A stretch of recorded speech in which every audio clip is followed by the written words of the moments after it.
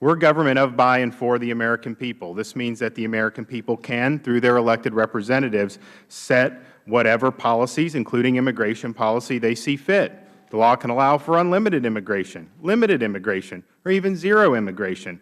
But when the government fails to enforce whatever laws happen to be on the books, it undermines our ability to govern ourselves.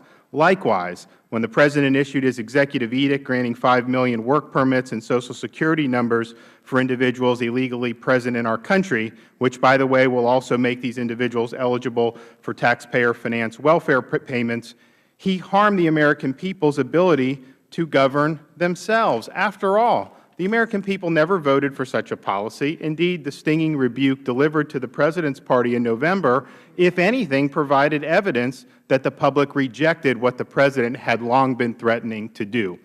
Under the President's policy, U.S. workers will face a $3,000 hiring disadvantage due to the Affordable Care Act.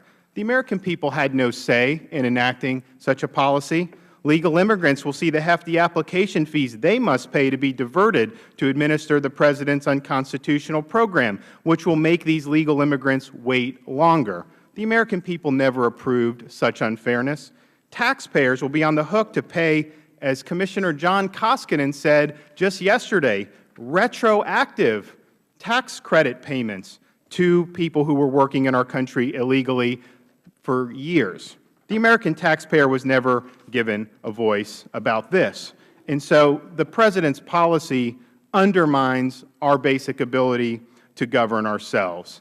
And the reason we're having this hearing today is to showcase an even more significant, perhaps, ramification of what the President has done, a ramification that could undermine the integrity of our elections. Through the President's executive actions, millions of non-citizens will be able to obtain valid Social Security numbers and State driver's license. Under Federal law, any person with a valid Social Security number or driver's license can register to vote as long as he attests to his eligibility to do so.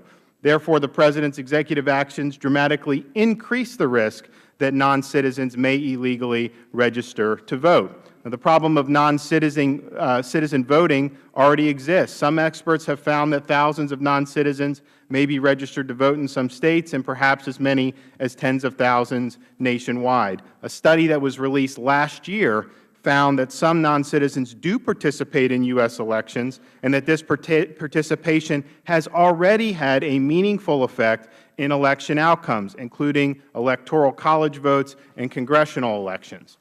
The President's executive actions make this problem of non-citizen voting worse without offering any solutions or assistance to the States.